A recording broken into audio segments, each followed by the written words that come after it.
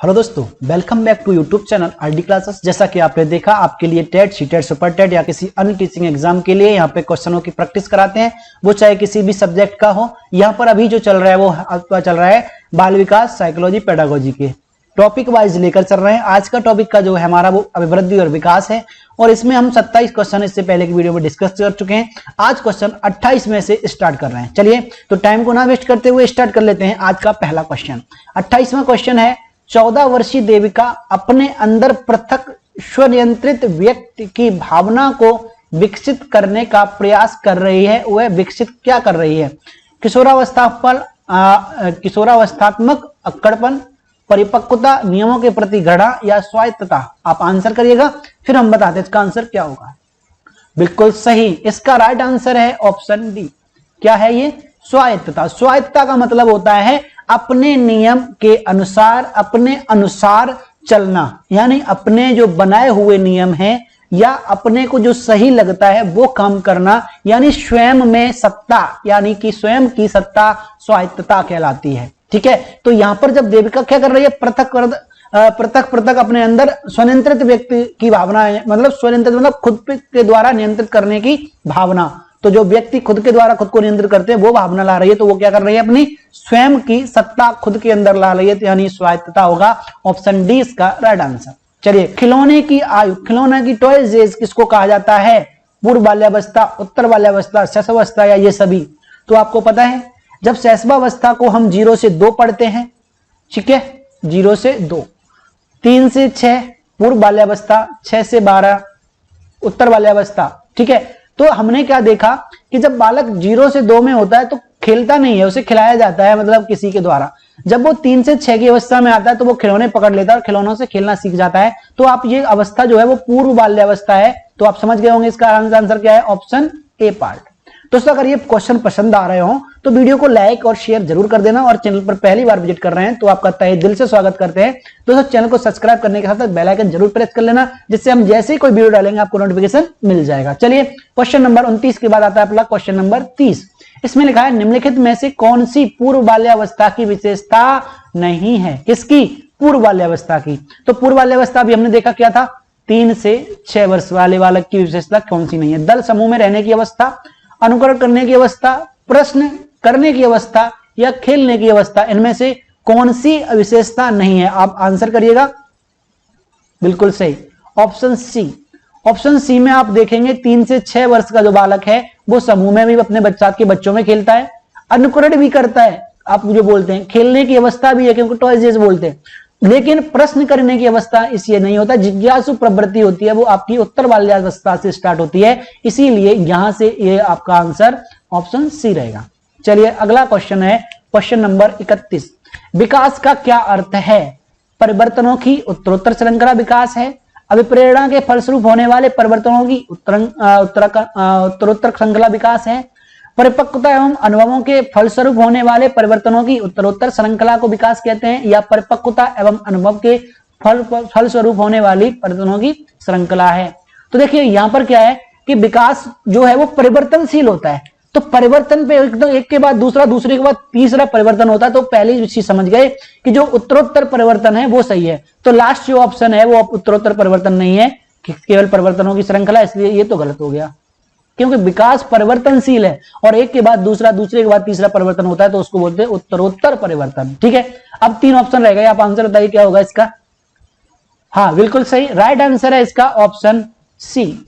आपने देखा परिपक्वता और अनुभव, इनका सीधा परिपक्व बालक जब बड़ा होता है और अनुभव प्राप्त करता है तो उसके फलस्वरूप उसके विकास में परिवर्तन होता रहता है, तो इसी को बोलते हैं हम परिवर्तन कैसा है, उत्तरोत्तर है।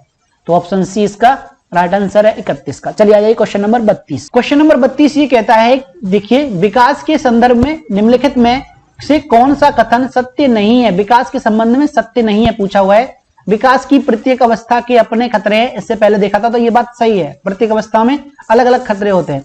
विकास उकसाने बढ़ावा देने से नहीं होता है, होता है, तो ये कैसा है, गलत है। क्यों? क्योंकि विकास उकसाने और बढ़ावा देने से होता है और यह लिखा है नहीं होता है, तो ये गलत हो गया। विकास सांस्कृतिक परिवर्तनों से प्रभावित होता है, बिल्कुल सही बात है।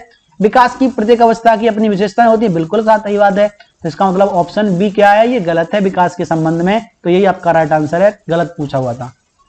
चलिए क्वेश्चन नंबर 23, 33वां क्वेश्चन क्या कहता है, आइए समझ लेगा। निम्नलिखित में से कौन सा विकासात्मक कार्य उत्तर बाल्यावस्था के उपयुक्त नहीं है? उत्तर बाल्यावस्था के लिए कौन सा उपयुक्त नहीं है?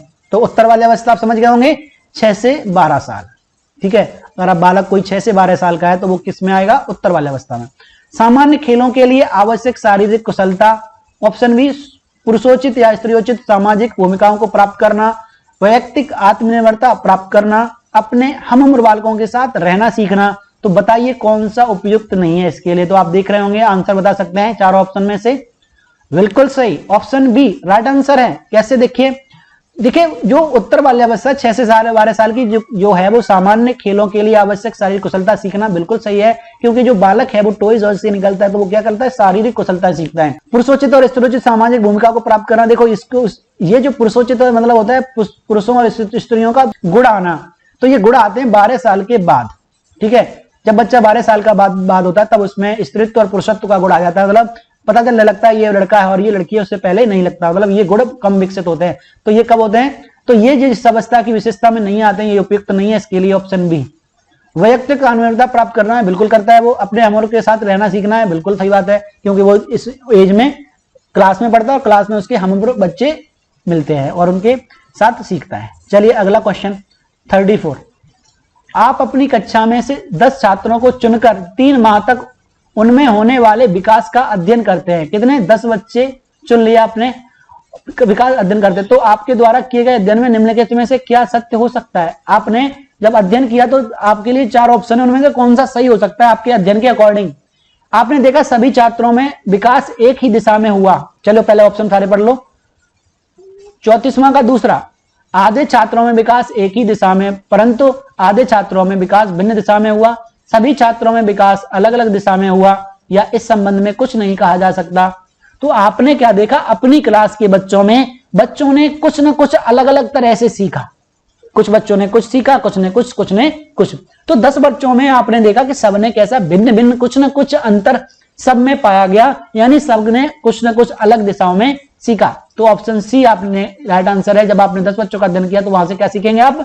सभी छात्रों में विकास अलग अलग दिशा में हुआ, ठीक है। चलिए अगला क्वेश्चन नंबर 35। निम्नलिखित कथनों में से मानव विकास के संबंध में कौन सा कथन सत्य है? मानव का विकास जो होता है वो कैसे होता है? सामान्य से सामान्य की ओर, सामान्य से विशिष्ट, या विशिष्ट से सामान्य, या विशिष्ट से विशिष्ट। तो आपको पता होगा, राइट आंसर आप कर सकते हैं। बिल्कुल सही, बहुत बढ़िया। क्वेश्चन नंबर 35 का राइट आंसर है बी, जो मानव है उसका विकास सामान्य से विशिष्ट की ओर होता है।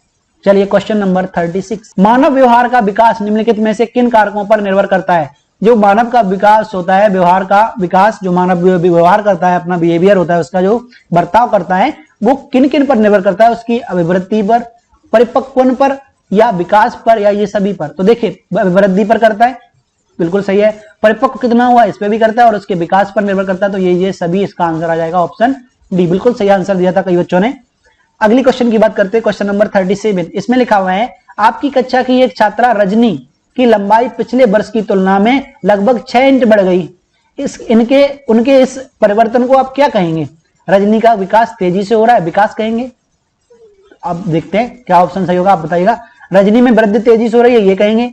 रजनी ज्यादा काम करने लगी है, ये कहेंगे। या रजनी पढ़ाई में कमजोर होती जा रही है, ये कहेंगे। तो देखिए किसी की लंबाई बढ़ रही है, पिछले वर्ष की तुलना में 6 इंच बढ़ गई, तो ये हो गई आपकी अभिवृद्धि। अभिवृद्धि को आप किस में संख्या में माप सकते हैं? 6 इंच में। तो ये क्या है? उसकी वृद्धि हुई है। तो ऑप्शन बी इसका राइट आंसर, बहुत बच्चों का सही था।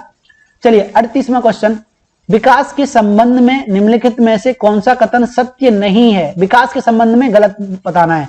चलिए आइए ऑप्शन पढ़ लेते हैं इसके। तो पहला ऑप्शन है विकास के संबंध में सही नहीं है, वो निकालना है। ऑप्शन ए, विकास की प्रक्रिया एक निश्चित दिशा में होती है।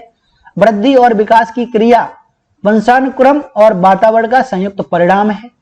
किसी बच्चे में वृद्धि और विकास की गति को ध्यान में रखकर उसके आगे बढ़ने की दिशा और स्वरूप के बारे में भविष्यवाणी नहीं की जा सकती है। विकास हमेशा सामान्य से विशिष्ट की ओर चलता है। तो आपको इसका राइट आंसर बताना है, क्वेश्चन नंबर 38। बिल्कुल सही। और क्वेश्चन नंबर 38 का राइट आंसर था ऑप्शन सी, यानी विकास का ये सिद्धांत, यानी विकास के संबंध में ये गलत है। क्यों गलत है? अब देखो, विकास हमेशा सामान्य से विशेष की ओर चलता है, ये बताया था अभी जस्ट पहले।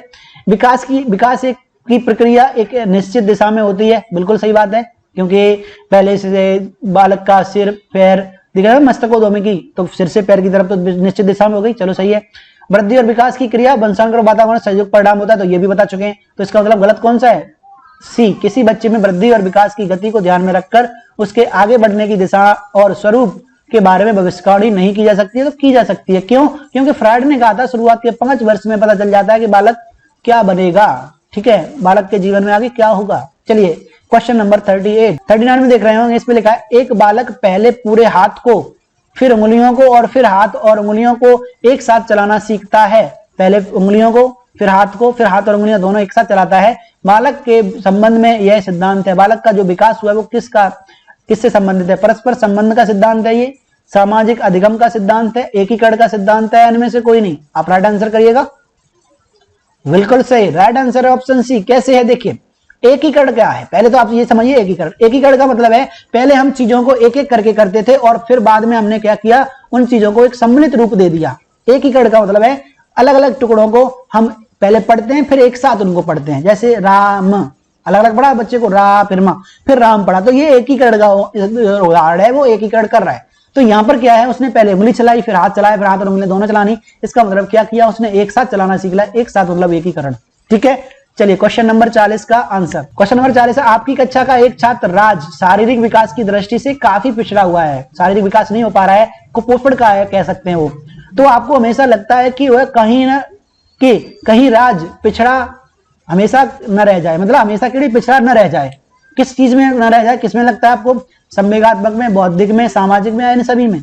तो जो शारीरिक रूप से पिछड़ा है और उसका संबंध होता है विकास के सभी क्षेत्रों से अंतर संबंधित होता है, इसका मतलब आप समझ गए, उसे आपको लगेगा संवेग, बौद्धिक और सामाजिक विकास, इन सबसे वो पिछड़ा रह सकता है। इसलिए इसका राइट आंसर ऑप्शन डी। बहुत ही अच्छा पढ़ रहे हैं आप लोग, इसी तरह से पढ़ते रहिएगा और वीडियो अगर पसंद आए तो लाइक शेयर करते रहिएगा। चलिए तो अब मिलते हैं आपके साथ नेक्स्ट क्वेश्चन ऑफ से नेक्स्ट सीरीज में।